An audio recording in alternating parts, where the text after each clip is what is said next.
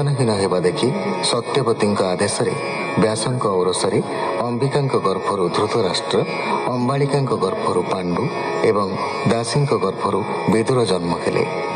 एहापरे शुक धृतराष्ट्रଙ୍କ 100 पुत्र तथा गोटिए कन्या एवं अग्निका ऋषिଙ୍କ शाप फल पाण्डु पत्नी कुंतीଙ୍କ गर्भरू पंच पाण्डवଙ୍କ जन्म वृत्तांत वर्णना करिसंते। शुक भविष्यतर घटनावली वर्णना करी कहिले जे परीक्षितଙ୍କୁ ब्रह्म शाप हेतु तक्षक दंशन करिब, तांक पुत्र जन्मेजय सर्पयज्ञ तथा अश्वमेध यज्ञ करी सप्तद्वीपरे राजा होई प्रजा पालिबे, हस्तिनापुर नदी स्रोतरे भी नष्ट हेब।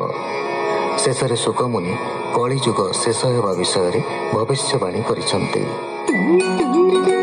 शुकवाच अनुरवंशे तिनि सूत, शुण राजन परीक्षित, चक्षु परेक्षुबेनि सूत, तृतीय सभानर जात, सभानररु काल नर, सृञ्जय ताहार कुमार, जनमे जय तार सूत, ताठारु महाशाल जात।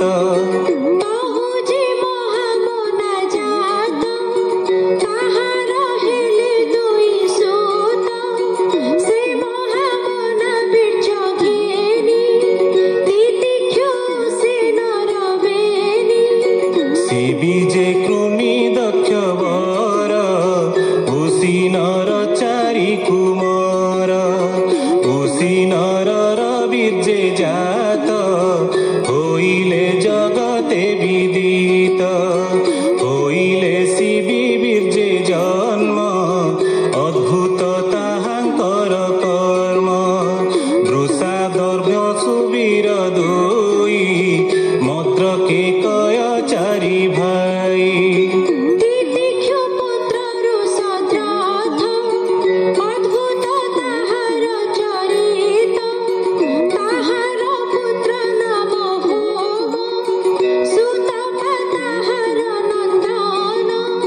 सुतपा पुत्र बलि होई, बने तपस्वी रूप बही, रहिला संसार उपेक्षी, स्वपन प्राय सर्व देखी, बलिर क्षेत्रे षडात्मा जे, जन्मिले दीर्घतमा वीर्ये, अंग भंग कलिंग तिनि, सिंह पुण्ड्र जे उड्रघेनी,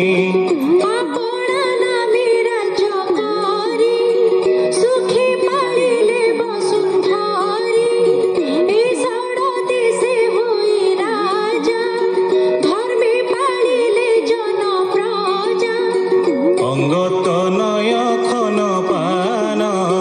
विविरथ तार नंदन, धर्म तथ जे तार सूत, तातहु जन्म चित्ररथ, से चित्ररथ वंशहीन, रोमपाद ता ख्यात नाम, दशरथर सखा सेहि, अपुत्र तार वंश चाही।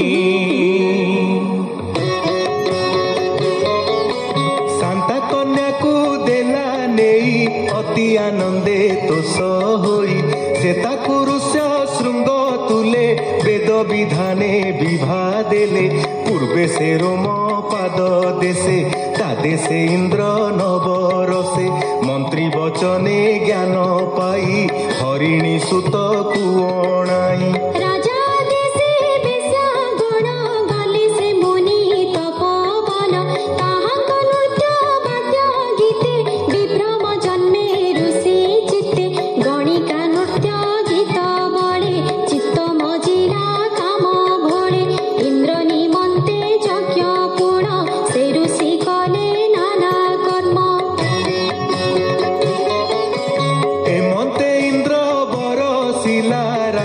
संतति होइला, संतानहीन दशरथ, तार सकाशु पुत्र ପ୍ରାପ୍ତ ରୋମ ପାଦର ଯେଉଁ ସୁତ ସେ ଚତୁରଙ୍ଗ ନାମେ ଖ୍ୟାତ ତା ପୁତ୍ର ପୃଥୁଳାକ୍ଷ ହେଲା ତାହାର ବୃହଦ୍ ରଥ ବଳା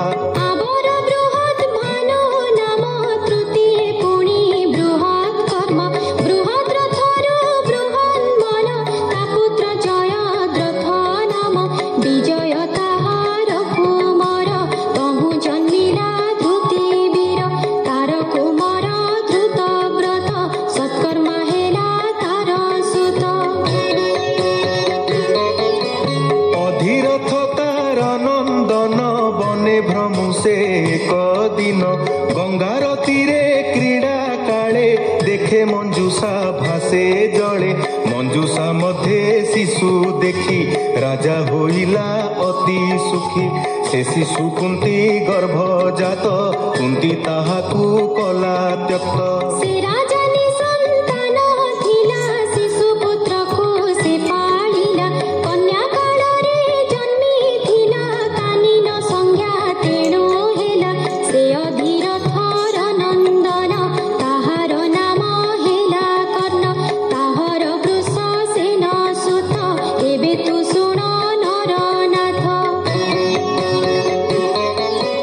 ଏବେ ତୁ ଦ୍ରୁହ୍ୟୁ ବଂଶ ଶୁଣ ବଭ୍ରୁ ଯେ ତାହାର ନନ୍ଦନ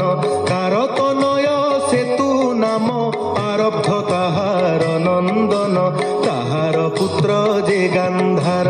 ଧର୍ମ ଯେ କୁମର ତାହାର ଧର୍ମର ପୁତ୍ର ନାମ ଧୃତ ଦୁର୍ମନା ତାହାର ଯେ ପୁତ୍ର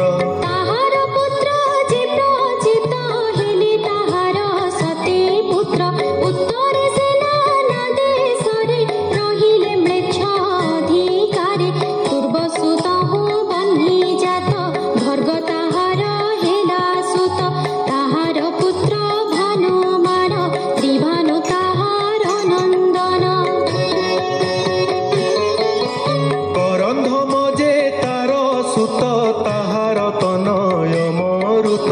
ପୁରୁ ବଂଶରେ ହୋଇ ଜାତ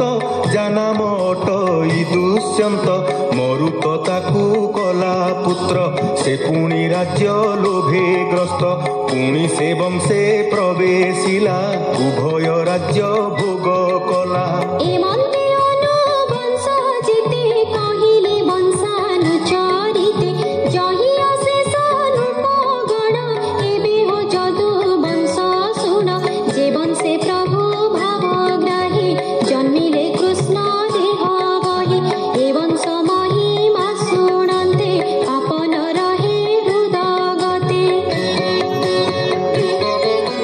ଯଦୁ ରାଜାର ଚାରି ସୁତେ ଶୁଣ ତାହାଙ୍କ ନାମ ଯେତେ ସହସ୍ରଜିତ ରିପୁ ବେନି ଆବର କୃଷ୍ଟା ନଳ ଘେନି ସହସ୍ରଜିତ ତହୁଁ ଜାତ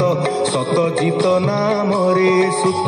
ତହୁଁ ଜନ୍ମିଲେ ସୁତ ତିନି ରୂପ ଲାବଣ୍ୟ ଗୁଣ ଘେନି।